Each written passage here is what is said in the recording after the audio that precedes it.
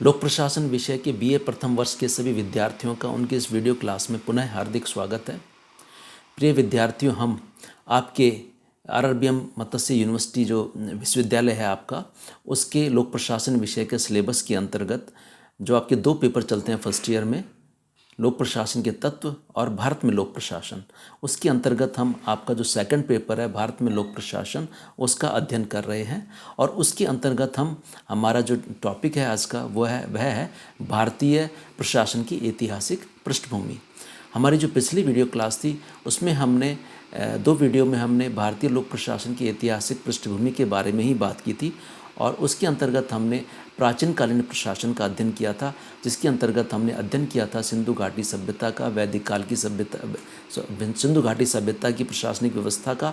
फिर हमने वैदिक काल की और महाकाव्य काल की प्रशासनिक व्यवस्था के बारे में हमने बात की थी, और फिर हमने बात की थी मौर्यकालीन प्रशासन की प्रशासनिक व्यवस्था और गुप्त काल की प्रशासनिक जो व्यवस्था है उसके बारे में हमने बात की थी। आज की जो हमारी जो क्लास है इसमें हम बात करेंगे राजपूत कालीन प्रशासनिक व्यवस्था के बारे में और सल्तनत कालीन प्रशासनिक व्यवस्था के बारे में। जो राजपूत काल की जो प्रशासनिक व्यवस्था है वो गणतंत्रात्मक प्रशासनिक व्यवस्था नहीं थी, न ही वह लोकतंत्रात्मक शासन व्यवस्था थी। उस समय राजपूत काल में राजतंत्रात्मक शासन व्यवस्था प्रचलित थी, जिसके इस राजतंत्रात्मक शासन व्यवस्था के अंतर्गत जो राजा का जो पद होता है वो वंश परंपरा के अनुसार राजा के पुत्र को ही मिलता है। जो राजा का जो वंशज होता है वही राजतंत्रात्मक शासन व्यवस्था में राजा बनता है। इस राजतंत्रात्मक शासन व्यवस्था के अंतर्गत समस्त शक्तियाँ राजा में निहित रहती हैं। समस्त शक्तियाँ, सारी की सारी शक्तियाँ राज्य की वो राजा में रहती हैं, राजा के पास ही रहती हैं, और राजा इन समस्त शक्तियों का प्रयोग मंत्रिमंडल के परामर्श से करता था। जो उसके मंत्री जो होते थे वो अलग अलग विभागों के प्रमुख होते थे। राजा के पास एक पुरोहित भी होता था। वह पुरोहित राजा के मंत्री के समान होता था।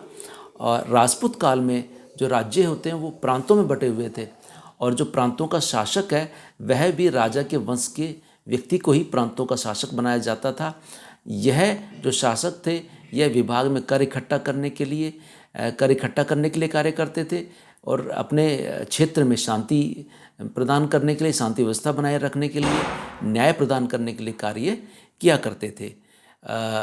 राजपूत कालीन प्रशासनिक व्यवस्था में जो शासन की जो सबसे छोटी इकाई थी वो ग्राम कहलाती थी, और इस ग्राम का प्रशासन ग्राम सभा द्वारा चलाया जाता था। उस समय भी राजपूत काल में भी जो ग्राम सभा का जो प्रमुख होता था उस अधिकारी को ग्रामणी कहा जाता था। अब हम बात करते हैं सल्तनत कालीन प्रशासनिक व्यवस्था के बारे में। जो सल्तनत कालीन प्रशासनिक व्यवस्था है, इस सल्तनत कालीन प्रशासनिक व्यवस्था एक सेना आधारित प्रशासनिक व्यवस्था थी। यह सारा प्रशासन सेना पर आधारित प्रशासन था, यानी सेना न केवल युद्ध करने का कार्य करती थी, सेना उस समय प्रशासनिक तंत्र को चलाने का, प्रशासन को चलाने का काम भी करती थी। प्रशासन का संचालन सेना के द्वारा ही किया जाता था। सल्तनत काल में जो सर्वोच्च पदाधिकारी वह सुल्तान कहलाता था। उस समय राजा की जगह उस समय जो सर्वोच्च पदाधिकारी था उसे सुल्तान कहा जाने लगा। सर्वोच्च पदाधिकारी सुल्तान होता था सल्तनत कालीन प्रशासनिक व्यवस्था में।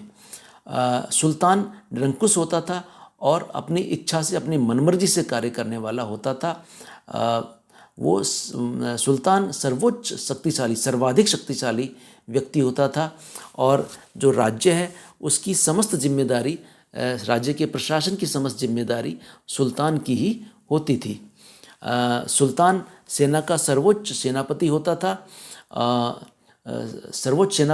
सुल्तान, और कानून व्यवस्था को बनाए रखने के लिए और न्याय प्रदान करने के लिए भी कार्य सुल्तान ही करता था। सुल्तान उस समय सर्वोच्च न्यायाधीश होता था। सल्तनत कालीन प्रशासन पूरी तरह से सैनिक प्रशासन था। इस प्रशासनिक व्यवस्था के अंतर्गत देश को कई एकताओं में बांटा गया था। एकताएं जैसे इलाकों और प्रांतों को सल्तनत कालीन प्रशासनिक व्यवस्था में एकता कहा जाता था। एकताओं को सुल्तान ने अपने प्रमुख सेनापतियों को सौंप रखा था और यह सेनापति इक़्तादार कहलाते थे। सुल्तान को उसके कार्यों में यह जो सेनापति थे वो इक़्तादार कहलाते थे और यह सेनापति अपनी सेना की सहायता से अपनी इक़्ता में शांति व्यवस्था बनाए रखने के लिए कार्य करते थे। कर इकट्ठा करने की जिम्मेदारी भी इक़्तादार की ही होती थी। इक़्तादार अपने इक़्ता का मालिक अपनी मनमर्जी से नहीं रह सकता था, बल्कि जब तक सुल्तान की इच्छा रहती थी, जब तक सुल्तान की उनके ऊपर कृपा रहती थी, जब तक सुल्तान की इच्छा रहती थी तभी तक इक़्तादार अपने इक़्ता के मालिक बने रह सकते थे। सुल्तान इक़्तादारों को एक स्थान से दूसरे स्थान पर इक़्तादारों का तबादला भी कर देते थे। इक़्तादारों के प्रांत बदल देते थे, उन्हें अलग अलग क्षेत्र में भेज देते थे। सुल्तान को उसके कार्यों में सहायता करने के लिए कई मंत्री होते थे। जो सबसे प्रमुख पद, जो मंत्री पद है, उसको वजीर कहा जाता था। सबसे प्रमुख मंत्री पद को वजीर कहा जाता था। पहले सेनापति को ही वजीर बनाया जाता था। बाद में जो कर विशेषज्ञ होता था, जिसे कर के बारे में समस्त जानकारी रहती थी, उस कर विशेषज्ञ को वजीर बनाया जाने लगा और यह वजीर राज्य के वित्त विभाग को भी संभालने का कार्य करता था। वजीर के बाद जो सबसे अधिक महत्वपूर्ण अधिकारी होता था उसे आरिजी मुमालिक कहते थे।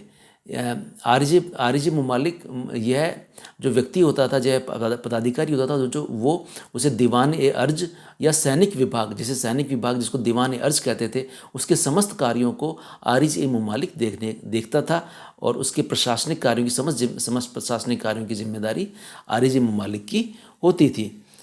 इसके अतिरिक्त सल्तनत कालीन प्रशासन में आरिज-ए-मुमालिक के अतिरिक्त जो सबसे अधिक जो महत्वपूर्ण विभाग थे वो दो महत्वपूर्ण विभाग थे, जिन्हें दीवान-ए-रिसालत विभाग कहा जाता था, दीवान-ए-रिसालत कहा जाता था, और दूसरे महत्वपूर्ण विभाग को दीवान-ए-इंसा कहा जाता था।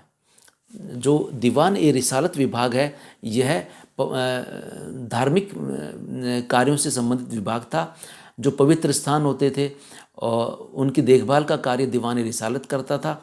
जो विद्वान थे, धार्मिक विद्वान थे, उनकी देखभाल का कार्य धार्मिक संबंधी मामलों में पवित्र संस्थानों, योग्य विद्वानों और साधु पीर होते थे, आदि होते थे, उनको वजीफे देने का काम और उनकी देखभाल करने का काम दीवान-ए-रिसालत विभाग द्वारा किया जाता था। इस विभाग का जो अध्यक्ष होता था, जो प्रमुख अधिकारी होता था, उसे सदर कहा जाता था और जो अधिकतर जो मुख्य काजी होता था सल्तनत का, जो मुख्य काजी, वह ही इस विभाग का प्रमुख होता था। यह जो मुख्य जो सदर होता था, इसे मुख्य काजी भी कहा जाता था और यह न्याय विभाग का भी अध्यक्ष होता था। तो जो दूसरा विभाग है वो दीवान-ए-इंसा कहलाता था। यह दीवान-ए-इंसा जो विभाग है, यह राज्य के समस्त पत्र व्यवहारों का कार्य दीवान-ए-इंसा द्वारा संभाले जाते थे। जो सुल्तान के जो समस्त गोपनीय और जो औपचारिक जो पत्र व्यवहार होते थे, उनकी देखभाल का कार्य, उसके पत्र व्यवहारों को संपन्न करने का कार्य दीवान-ए-इंसा विभाग द्वारा किए जाते थे। प्रिय विद्यार्थियों, अब हम जो हमारी जो अगली क्लास है, अगली जो क्लास होगी, उसमें हम अध्ययन करेंगे मुगल कालीन प्रशासनिक व्यवस्था के बारे में। धन्यवाद।